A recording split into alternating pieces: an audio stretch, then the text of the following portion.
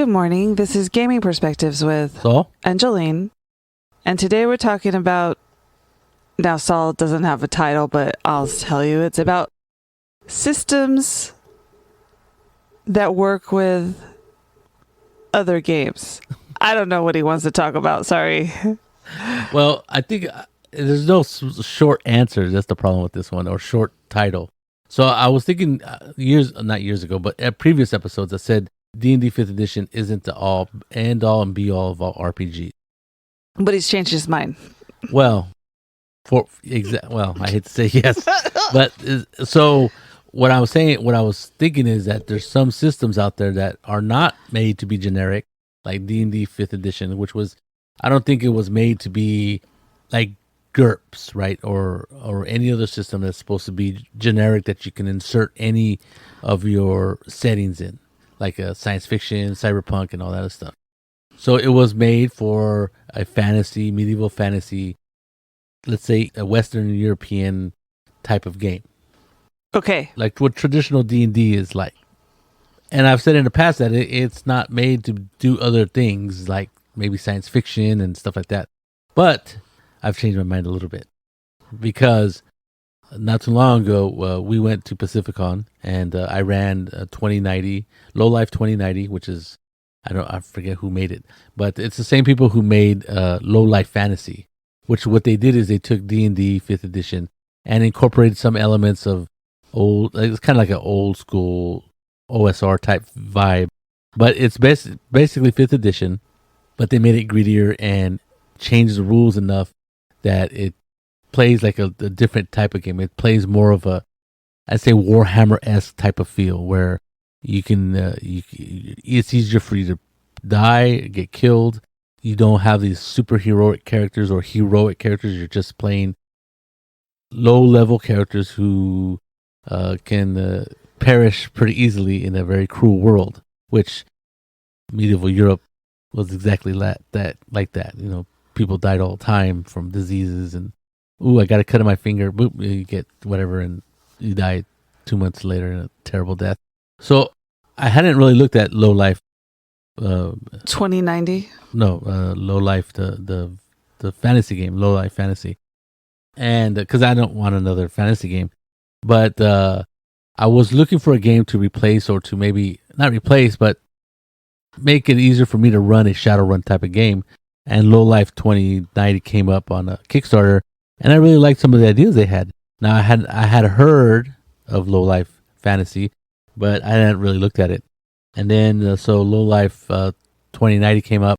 I decided to kickstart it. And about a year and a half later, we got the book. And I looked at it and the PDFs, of course. And it looked really neat. And what they did is they lowered the number of hit points that you get. They eliminated a lot of the rules as far as the clunky rules of the 5th edition. And they kind of, for a nice word, is streamlined the system and also made it grittier, right? They made it, like I said, they lowered your hit points. They capped the level at 10. So what does the coast say that people could do this? Yes. Okay. It's under the open OGL. Just making sure. Open gaming license. So that's another thing is what 5th edition did is they made it under OGL. Now there was questions whether they were going to do that or not, but they finally decided yes, they're going to do that. And so they made it an OGL, open gaming license. And since then, there's been a ton of 5th edition ports of settings and stuff. Some of them are not very good. I've actually bought a couple of them off of Drive to RPG, and they're just like, just pasted on, not really thought about. They're not very balanced. Some classes are really overpowered. But anyway, so I was very hesitant, but Low Life 2090 was based on Low Life Medieval Fantasy, which a lot of people has a lot of good reviews. So I got the rules. It's a nice book, nice color, pages and everything. Everything looks nice, and ran super easy at the con. My adventure was it was a 5.5 hours I ran total. I think. So what you're saying is that the 5th edition rules can be ported into another thing if the people tweak it to their system. Right. And they do a good job. I think that's the difference, is that you really have to do your homework as far as, like anything, if you change a rule here, how's that going to affect Is there a cascade of rules that's going to change, or options and stuff like that?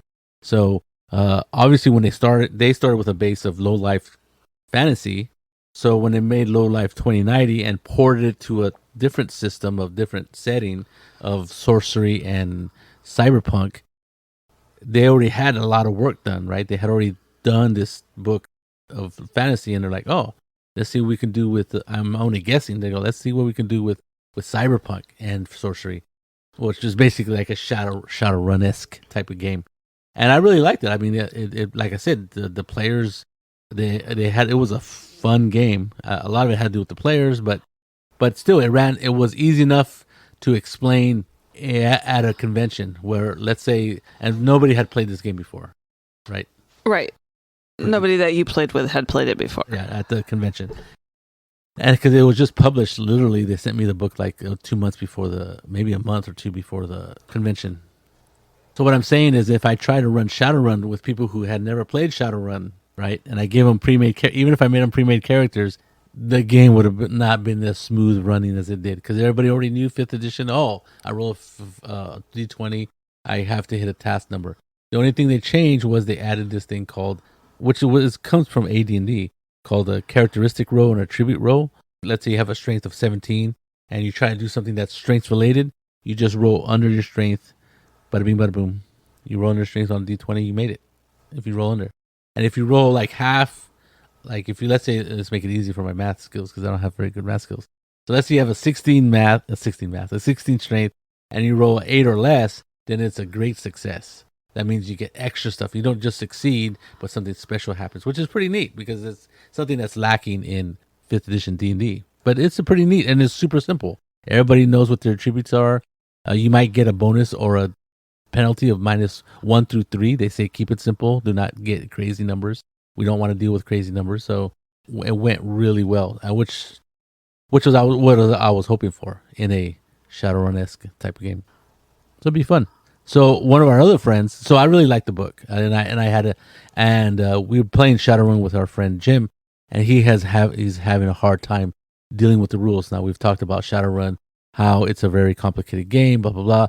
And I think it would be easier if we played it all the time. But because we rotate GMs, we rotate games, sometimes it takes 2 or 3 months before we play the same game with the same GM again. In that sense, we always have to relearn Shadowrun.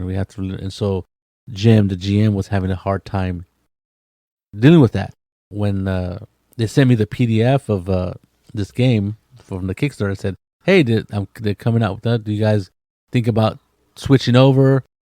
And then nobody go, well, you get the usually, the grumbling. So I got the PDF. I looked at it. I thought it looked neat. And then finally they give you a code for Drive-Thru RPG. And I said, you know what? I'm just going to buy 4 books. So I bought 4 books, sent one to everybody in our group, except for Felipe. He can share with Michael.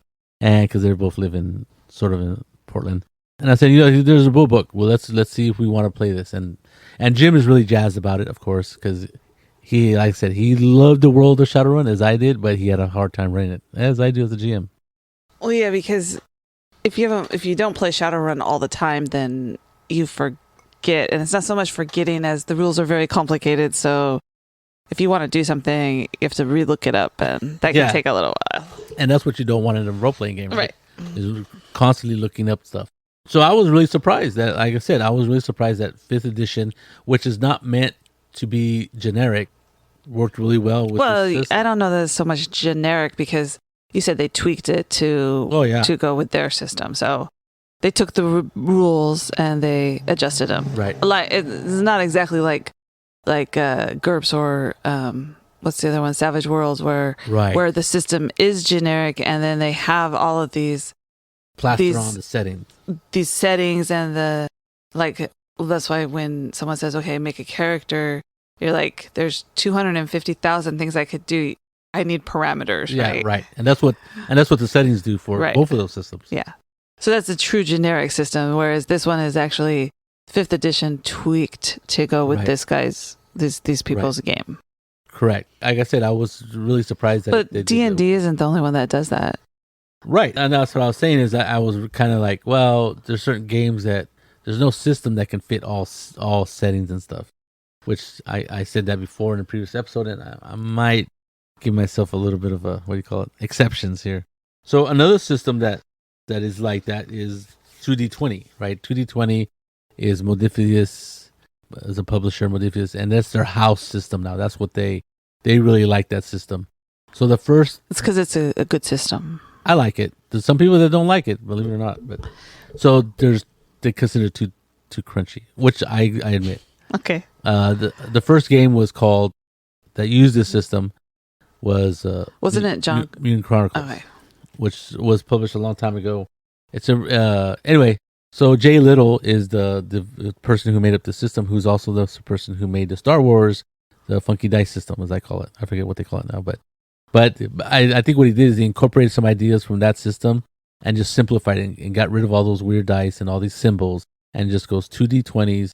You can still have what is it? You can still succeed with complications. You could still fail with something good happening. Something good happening, and it works really good. And it's really neat how there's this thing called the dice pool, momentum, right? The dice pool, and how you could add to this dice pool, which anybody in your group can pull out and use for times when you really need to try to make a roll. It doesn't guarantee the roll, but you get extra help. We've talked about the 2D20 system before, but what happened was they made it for this game, and they're like, well, we have another game coming out, which I think was Infinity, which was even crunchier than Mutant Chronicles. Then they got the license to Conan. They kickstarted Conan. They had a huge success hit with Conan. And so they just have kept using this 2D20 system. But they change it for each one a little bit, because Conan is totally different than Star Trek Adventures. Right, which is something that came out later. And it's exactly what I'm saying, is that I don't think they intended it to be a generic system. In fact, one thing that makes it a non-generic system is that they don't have an SRD standard. I don't forget what it stands for. But basically, it's basically the rules, just the rules without any settings attached. There's none of that in the 2D20 system. Modifius hasn't published anything like that. Now they have supposedly they have something like that for people who want to make a game with the 2D20 system, and they give it to them, and they're like, this is what we like about this system. This is how it works. Like the nitty gritty. I'm sure there's some sort of tables on probabilities and all that crap. Which they're all different though, because Conan is totally more crunchy-ish, trying to figure out what you're supposed to roll, versus Star Trek Adventures. And then there's another system that's even less crunchy. John Carter of Mars. Right, that was like super less crunchy. Right? I really like that one, because you have to put two attributes or two skills or whatever together, but you have to tell the GM why you believe you can use these two together to do whatever you want. You got to sort of convince them, and I think it makes a better game, because like it makes the player more imaginative as to what they're doing, because what they do is they tell you how they're doing things in order to be able to use. Because this is my best stat, and I want to use it. Well, and you have to come up with a reason why, basically. Yeah. Well, and so there's I forget what they're called. I think there's like 6 attributes, which is like strength and all that physical stuff and mental ability, and then there's traits or something like that, right? And the traits are, I forget what they are. It was a lot of fun though, that one. Yeah. I like that. And there's absolutely no skills. There's no skills in John. You just take those numbers and then you get a roll, right? And then you have to make it or not make it, right? But you're telling them what you're going to do. Well, yeah, you have those 6 sets of numbers, attributes, and then there's these traits, and you pick one of each, and each of them are a number, obviously. I think some of them have to go with the other, don't they? No. There's usually, like let's say agility and deftness, right? I'm trying to pick somebody's pocket. Well, those two seem to go together. Now, somebody might go, well, I'm going to use my strength because it's higher than my dexterity, and I'm going to use my deftness. And I'm like, because the players actually try to do that, right? They try to. To me, there was an obvious pairing of these two attributes and traits that go together really well for the task that you're trying to do, and they're just trying to. Well, mini maxers will do that. And they're just trying to use their higher number thing. So I go, no, that's not going to work. I go, why would your strength matter if you're trying to pick somebody's pocket? unless you're lifting Unless them you're off the gonna ground, hold them down into lifting them up the ground and shaking the whole body, which I don't know if it falls under pickpocket. it. So I really like that system, the John Carter, because it was super simple. Like I said, they eliminated skills.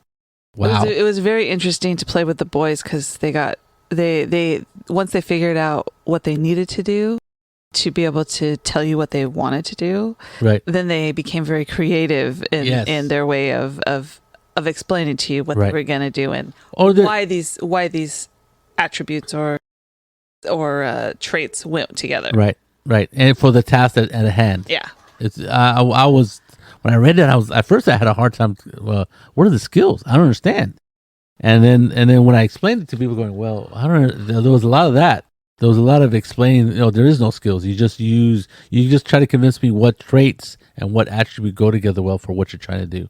And I thought it was really neat because, like I said, it causes the players and even the GM a little bit to be imaginative as to what they're doing. Because what the player wants is the higher numbers to be used, right?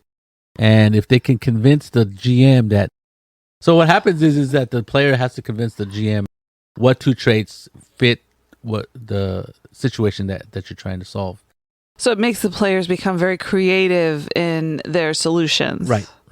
Because they're going to want to try to use their higher number stats and stuff. But sometimes they don't fit, and sometimes the GM shoots them right down like I do, and I'm like, no, use this one instead. And they're fine with it. And so it's a 2d20 system. So 2d20, you have a skill.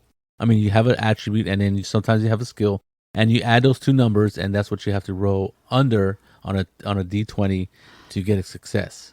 In this system, it's 2d20, so you get you always roll 2d20s, and if you roll under, you can get under that number. Let's say the number is 11. If both those dice roll under 11, then you get two successes. So then the difficulty is how many successes you need to succeed, obviously. So if it's really difficult, like the super hard thing that's almost impossible, you need 5 successes. If it's something easy, it's 1. If it's really easy, it's 0, which is kind of interesting system because they're like. So if you don't have enough dice, you can't do 5 difficulty. You don't have 5 dice in your momentum pool. Yeah, if you're only rolling 2d20, you would have to have 3 extra dice. So they would have to come from somewhere. Well, there's mitigating circumstances, of course. Like if you roll a 1, that counts as 2 successes all by itself. Okay. So theoretically, on just 2 dice, if you roll snake eyes or 2 1s, that's 4 successes. Then there's also the momentum dice that you can throw in, and then there's they call it different things in different games, but there is a special die that you have, and you can always put it on a 1.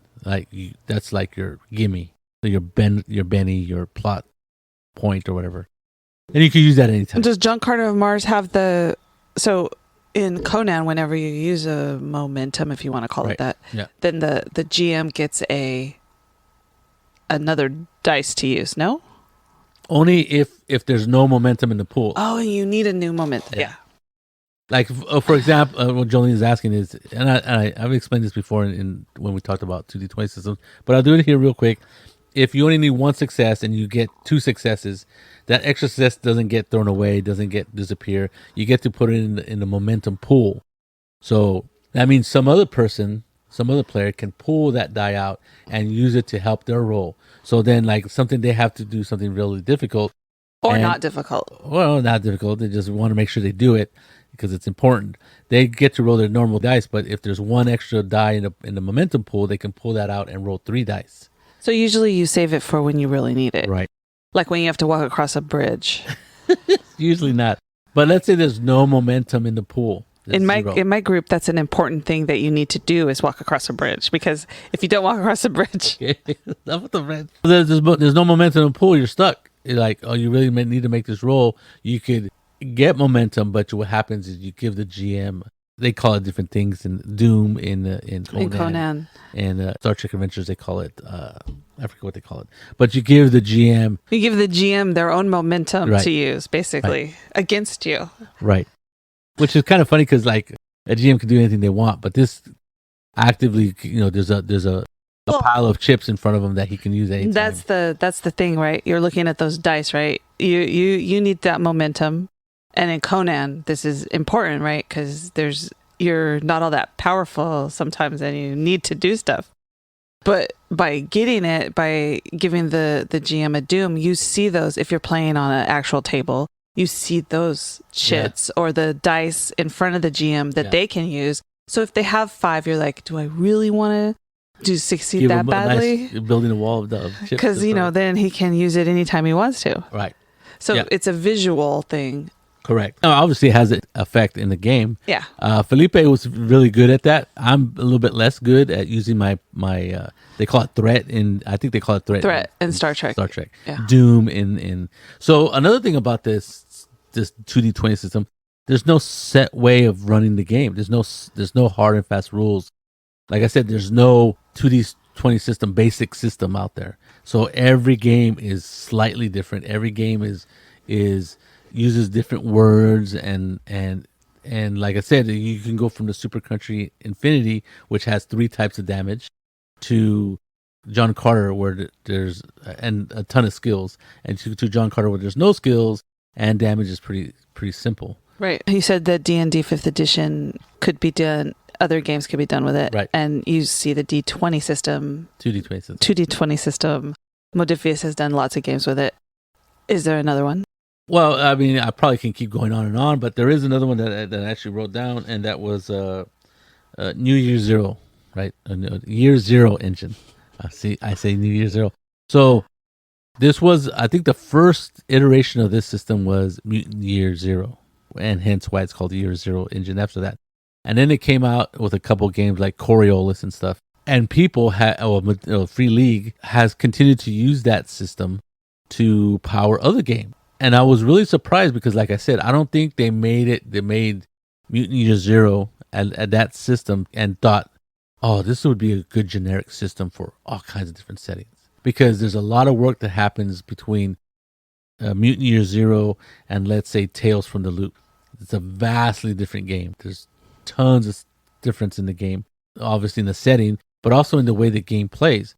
And if you look at 3 games, just like I did for 2D20, so we look at Mutant Year Zero, you look at Tales from the Loop, and you look at Alien, all those 3 use that same basic mechanic. You have a dice pool at which you have an attribute, you add your skill, you get that many 6-sided dice, you need to roll a 6 to succeed. Which you think would be easy, but it's not always easy. I forget somebody. Even if you get 5 dice to roll 1 6, it's not always easy. Somebody said that 6 dice. I don't know. I forget what it was. There's only a 67% chance of rolling a 6, which I don't know. I don't do probabilities or statistics, but there is a chart in the books that tells you, how many dice and the chances of you rolling a 6. But sometimes, fate doesn't play by those rules, right? And I've talked about it before. Because you can roll 2 dice and get 2 6s, yes, but you can roll 5 dice and get no 6s. Well, I still recall that time when Bay rolled 8 dice, and then one of the I love the mechanic is that you could push, right? And this is in every game. Right. You push, and what happens is you can collect all the dice that didn't roll a 6 and re-roll them if you push. Now, if you fail depending on the rules, sometimes you automatically get a condition, but if you fail again, you get a condition, right? And for example, I know Tales from the Loop, there's like 5 different conditions you can get: exhausted, upset, and all these other things. Right. Because you play kids. Yeah. And so we were playing Tales from the Loop, and Bay rolls 8 dice. He goes, "Oh, I got this one in the bag, guys." And then he rolls 8 dice, and none of them come with 6. He goes, "Oh, I'll push, no problem." So he grabs all 8 dice, because all 8 dice, none of them rolls 8 out of 6, and he rolls them over, and none of them again roll a 6. So he gets a condition, and he's almost out of the game. That happens all the time, which is amazing. So, but that's why you play with dice, right? Because it's fun. You don't know what's going to happen. Element of fate, element of chance. The Alien is and I know I always say this, I love the panic mechanic on Alien, because it's very, very, because the game, it's alien, right? There's scary monsters. Yes.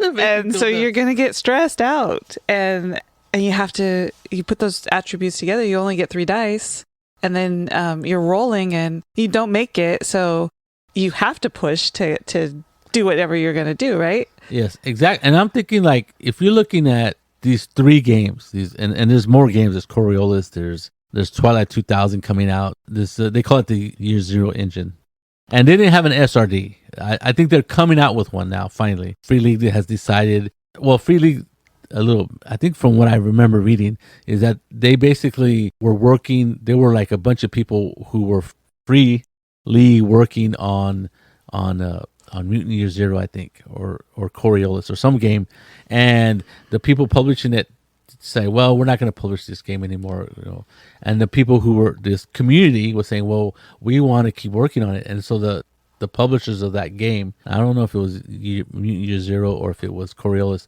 they just go ahead, take it over, you can have it. This community formed a group of made themselves into a company and started publishing stuff with that kind of ideals in mind. They go, well, we should just like let people do stuff. So in fact, you can make stuff as long as you kind of follow this open gaming license thing.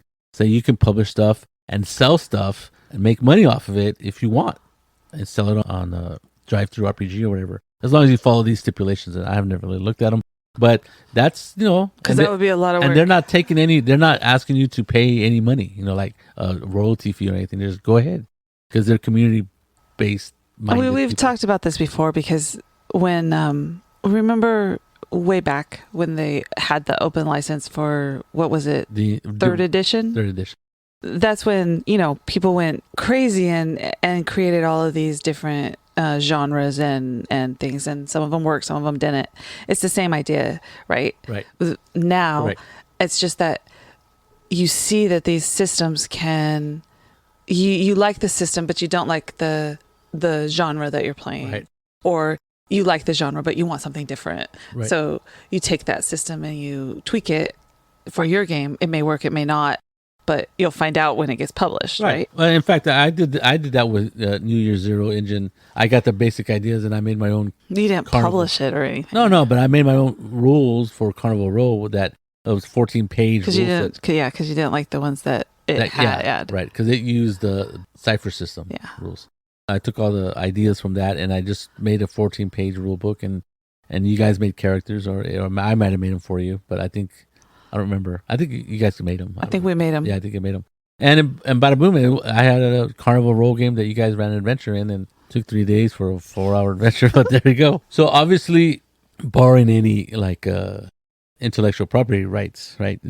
Making a game that you don't own the rights to. But if you have something that you totally make up yourself, you can make up a game and sell it and publish it. What I found fascinating is I don't think the Year Zero engine was meant to be generic. They just came up with it. It worked well. And then somebody else made another game. And now it's, like I said, you can see how versatile it is because of those 3 games that I listed. Now, Tales from the Loop is vastly different than Alien, right? Yeah.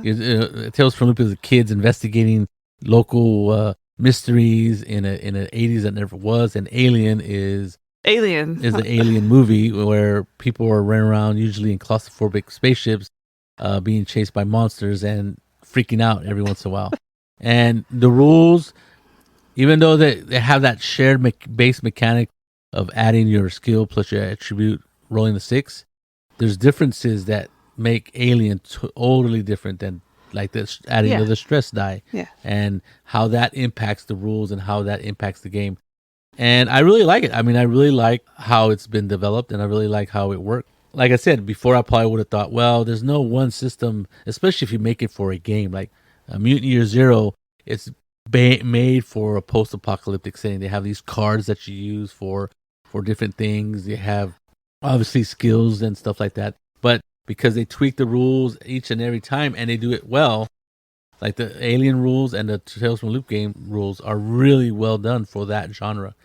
So I think I might have to eat crow and say, I made a mistake. And you can use different setting rules for different settings, even though they're not made to be generic. There you go. This is Gaming Perspectives with Saul and Jolene. You have a good day.